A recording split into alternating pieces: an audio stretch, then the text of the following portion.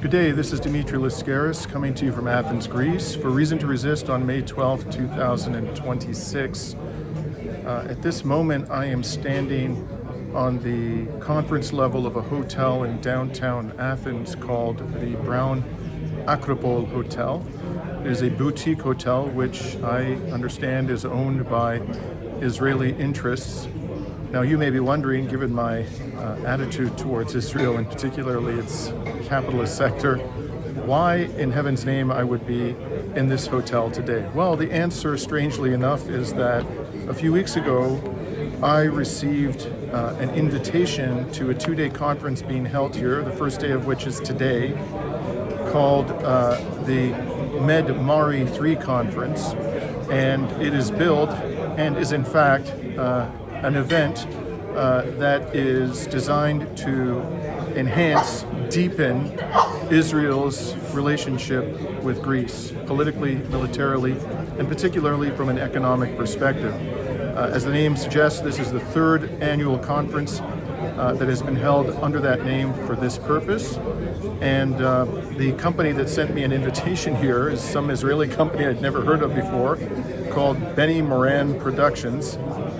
My best guess as to why I received this invitation is that last year I attempted to gain admission to this conference unsuccessfully as a member of the media, and so my name might have been included in some list of people who are interested in attending, and they decided, without doing any due diligence on me, I can't imagine they did, that they might profit in some way from having somebody like me attend this conference.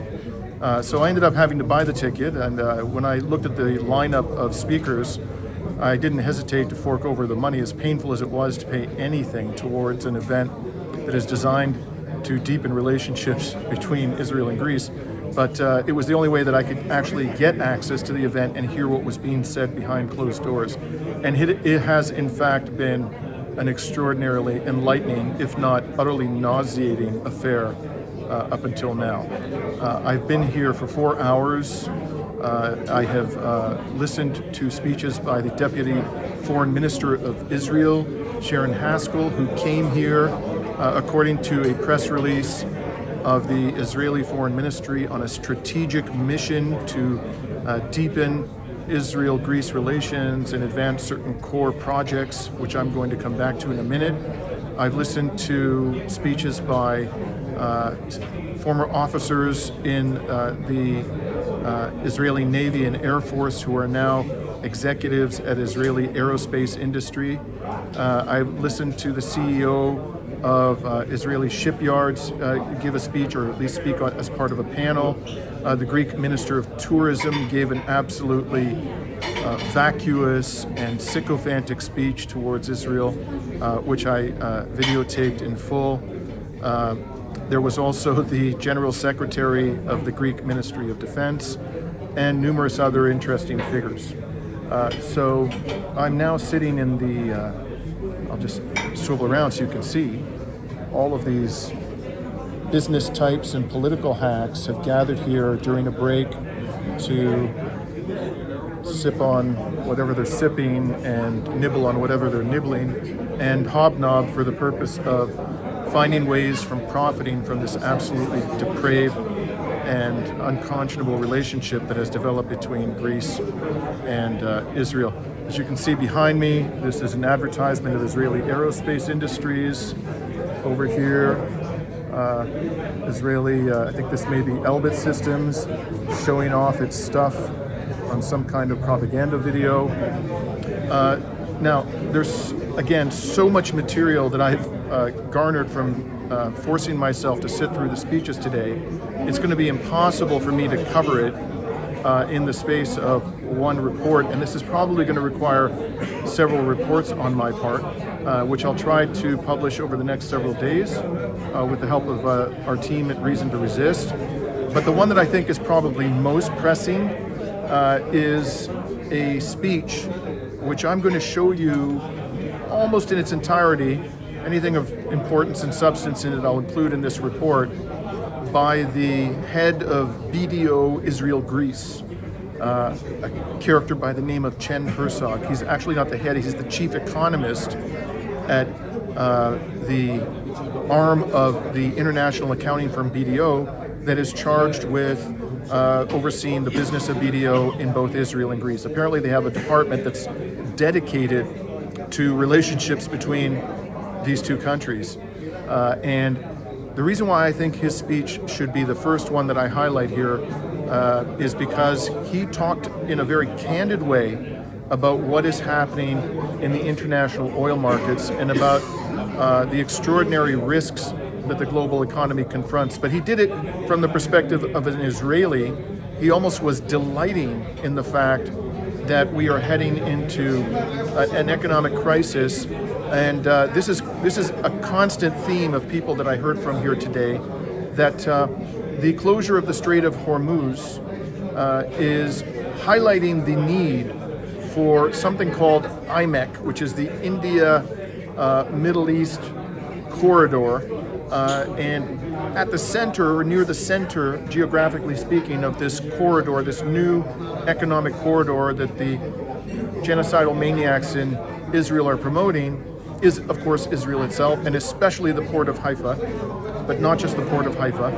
And throughout this entire, if I had to say what was the overarching theme of the speeches that I've heard today, it is that the closure of the Strait of Hormuz proves how essential it is that the countries of the Eastern Mediterranean and India develop as expeditiously as possible the India-Middle East corridor, which is kind of an alternative to the BRICS, and is clearly designed to enrich Israel and expand Israel's power throughout the Eastern Mediterranean and beyond. And it's just amazing to me how readily the politicians of the conservative government of Kyriakos Mitsotakis have swallowed wholesale the idea that this is in the long-term strategic interests of Greece. You're going to, I think, clearly get that message through the various speeches or videos of the various speeches that I'm going to publish in the next few days from this event.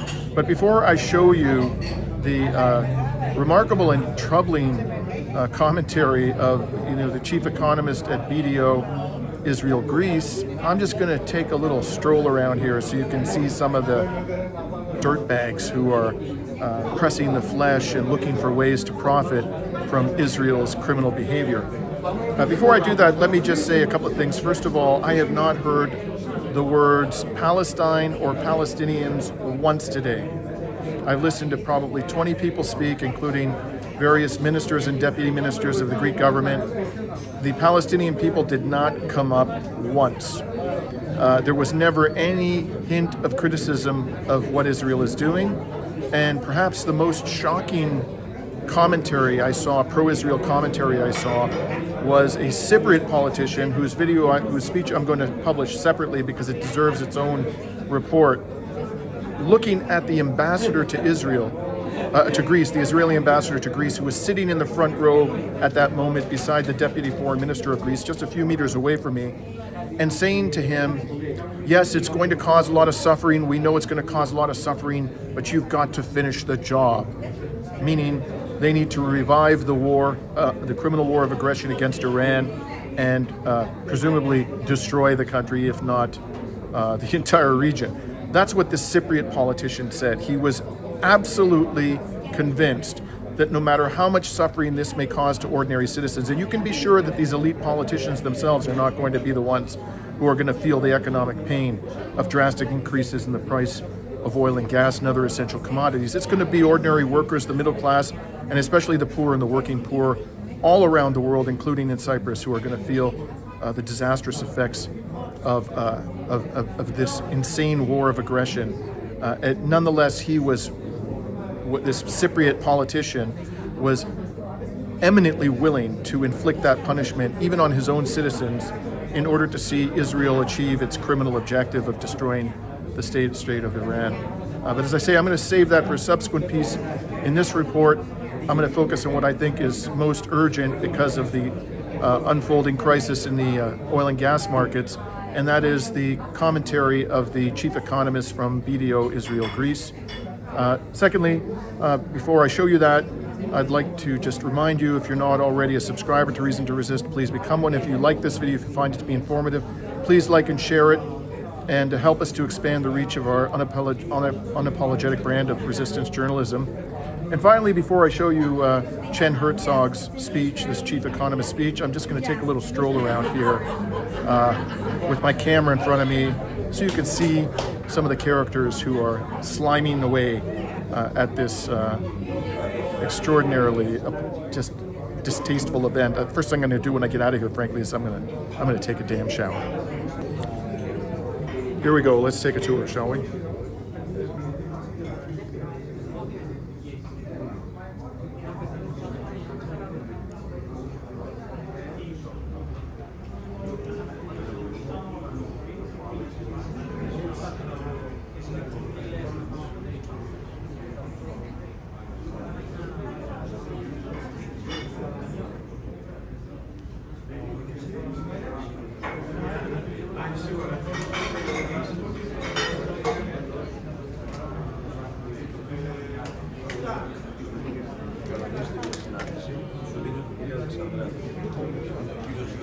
Alexandro.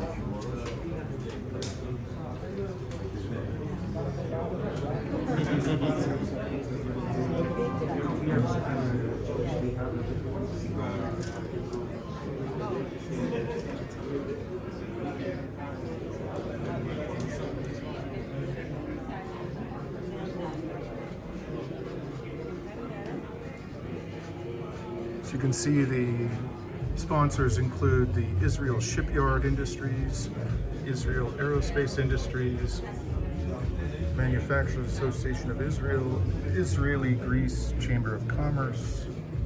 There, of course, is PDO.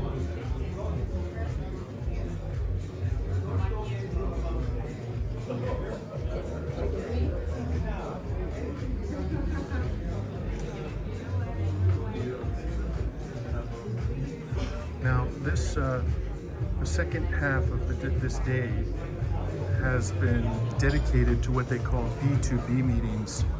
Basically, they're going to have more secure private meetings amongst politicians and business people to discuss specific ways in which they can advance IMEC, the India Middle East corridor project, and something else called the Super Duper Connector. I've got the name a little bit wrong now, I'm being facetious, but the Super Duper Connector project, which is like some huge electricity conveying cable from Israel to Cyprus and Greece. That is another major theme of this project today. Of course, here you can see the Greek flag being disgraced by its placement beside the flag of the genocidal entity. And here's a whole bunch of other glad handlers, slimy business people, and political hacks hanging out during the pause in proceedings. If there is no fun in the business, there is no business. That's it.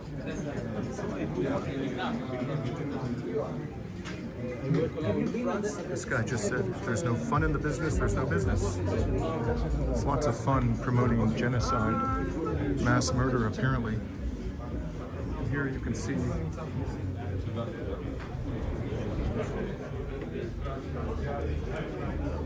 the glad handlers and political hacks having more private sessions. Notice what dirty business is being done here. Look at the dirtiness.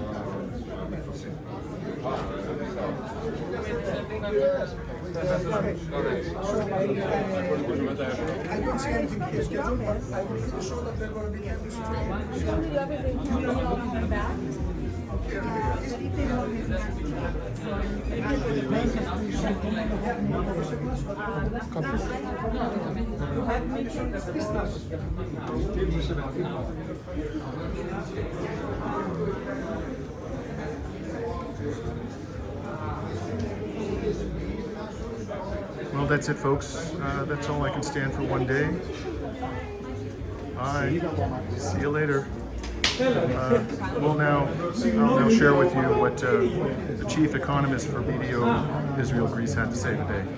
And you know, geopolitics and the economy were always interconnected, especially in terms of infrastructure and energy. And we believe that regional cooperation and regional interconnection is a real answer to this crisis and to these challenges. And we in BDO are committed to this vision. For us, regional cooperation is not only a vision, it's a reality. And I'm standing here today not only as partner and head of consulting in economic consulting of BDO Israel, but also as a partner in BDO Greece advisory, an advisory firm utilizing the mutual benefits of both countries. So for us, this is really a vision. And what I want to discuss with you today is our insights from the Hormuz crisis.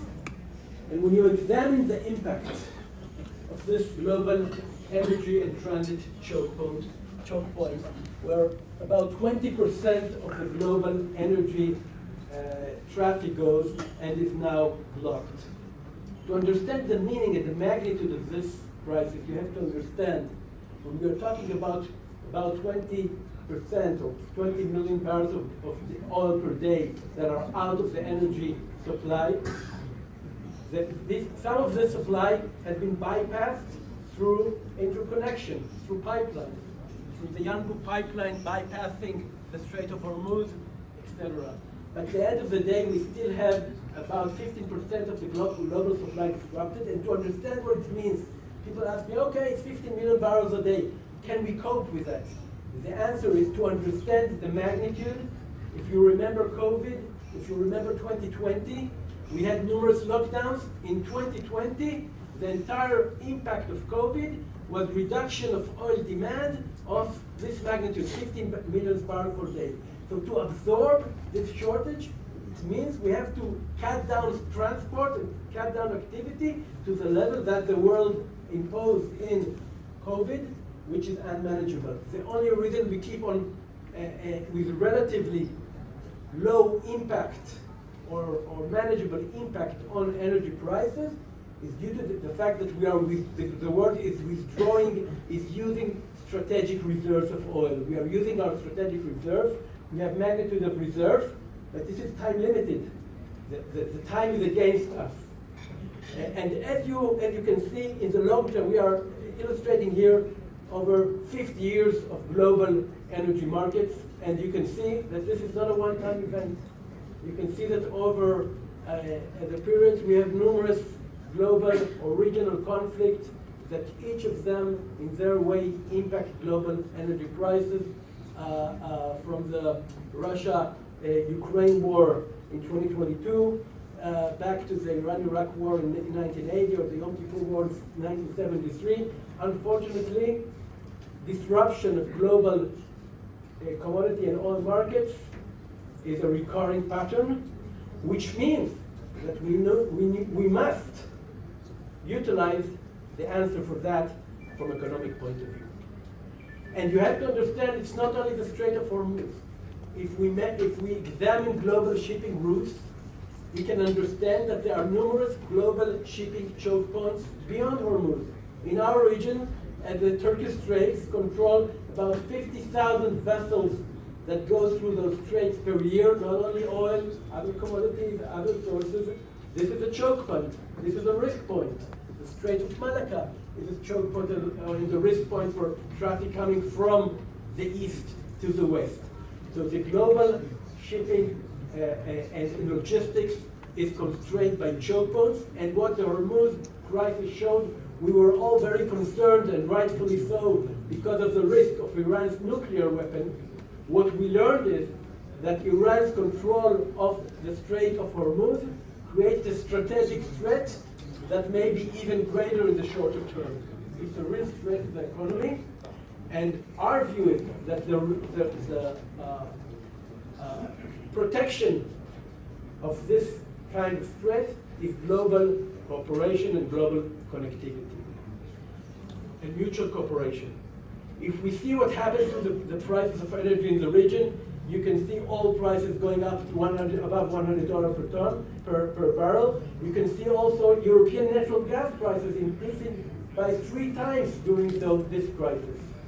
Now let's see what mutual and regional cooperation, interconnectivity can gain the region.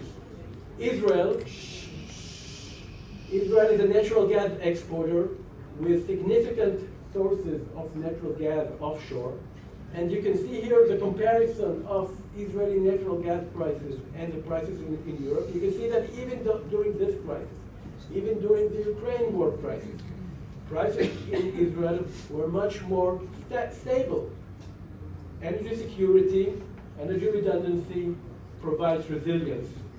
Now, mutual trade, mutual interconnectivity can be a win-win. Can be a win-win to the region. It's a win-win for Israel. It's a win-win for its neighbors. We are today, as BDO, working with the Israeli Ministry of Energy on a major strategic research to redefine and reassess Israel's fuel security as a result of the war. Now, of course, unfortunately, I cannot share with you our entire findings for this research, but I can share with you some of our high-level conclusions. And what I'm trying to suggest here today, that East Mediterranean Infrastructure Cooperation is the lesson or is the answer to the Hormuz crisis. From isolation and from energy islands, we have to move to cooperation and energy trade centers. You know, Israel is considered by many as an energy island, but we're not really an island. Greece has many islands, it's very beautiful islands. Israel is not an island. We are only an island if we choose to, if we do not develop regional interconnection. And regional interconnection between Israel, Cyprus, Greece can create mutual benefits, can create higher resilience, and can create economic benefits. And this is what I want to discuss with you today. And I think it's very clear, you know, the EU directive, I think, over 10 years ago, said that the ability to trade in energy across borders provides sustainable, secure, and competitive supply. And I think this is very true also for the relations between Israel, Greece, and Cyprus. And for us, Greece and Israel complement each other in terms of their energy systems. It's a power of contrast.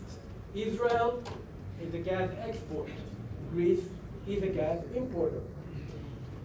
Greece has significant renewable wind, hydro, and solar energy. Israel is fully reliant on solar energy in terms of renewable.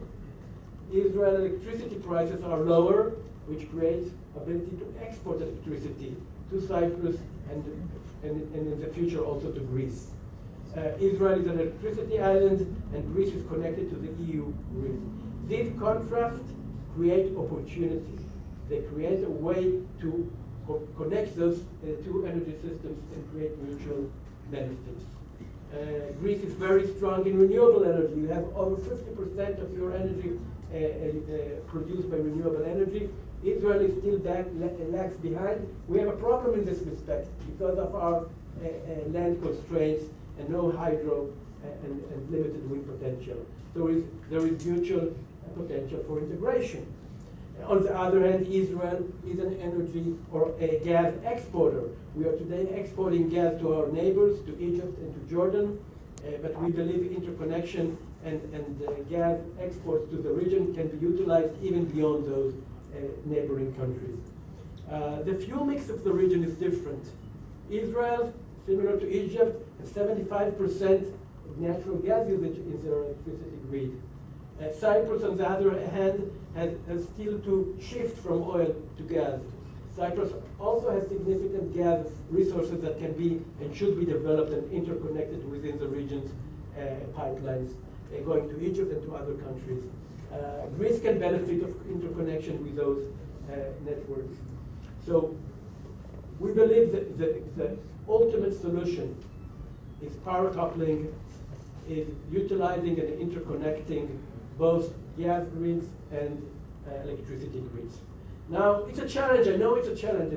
Any time I present this map, people come and mention the challenges. And I know, and we are well aware of those challenges. They are economic challenges. There are geopolitical challenges. There are regional challenges. But when their economics work, the geopolitics at the end will prevail. Because at the end of the day, when we understand, and I think part of the lesson from this war and from this conflict is that the cost of isolation, the cost of choke points is tremendous, both from economic point of view and from strategic point of view. So I think we have no choice but to develop those interconnections, despite the challenges and within those challenges. And when we're talking about the broader context, and we have that discussions later on today about the IMEC, about the Indian Mediterranean corridor. And my message is IMEC before IMEC. Let's start with the East Mediterranean infrastructure corridor as a backbone for the IMEC. We don't need to wait for the full IMEC to form regional cooperation. If we wait, we will not reach there. We can start with small steps. Within power, interconnect Israel grid to Cyprus. That is something that we can do in a relatively short time. There are negotiations going through. We examine the economics. It's an economic viable project. It can be done today. Reinforce and strengthen Greece-Israeli energy cooperation, in technology, and later on in interconnection. Water systems. Let's utilize the regional and mutual benefits of water. Israel is a leader in water desalination. We are exporting water to Jordan. We can export more. We can use and utilize our expertise in desalination to advance desalination technology in Greece. Gas pipeline. I think we can build the Israeli-Cyprus gas pipeline as a first step. That could be the first step to the East Med pipeline going forward. We can strengthen regional shipping and trade lanes, integrated logistics infrastructure. Let's act on that today. And we are here working with our partners in Greece, in Cyprus, in the region, to examine, to assess the economics and the profitability and the business case for each of these steps. We believe there is a very strong business case, not only geopolitical, but also economics. And with the right support of governments from both or three states, I think we can build the East Med pillars of IMEC today so that the corridor, the IMEC corridor, is ready for tomorrow. Thank you.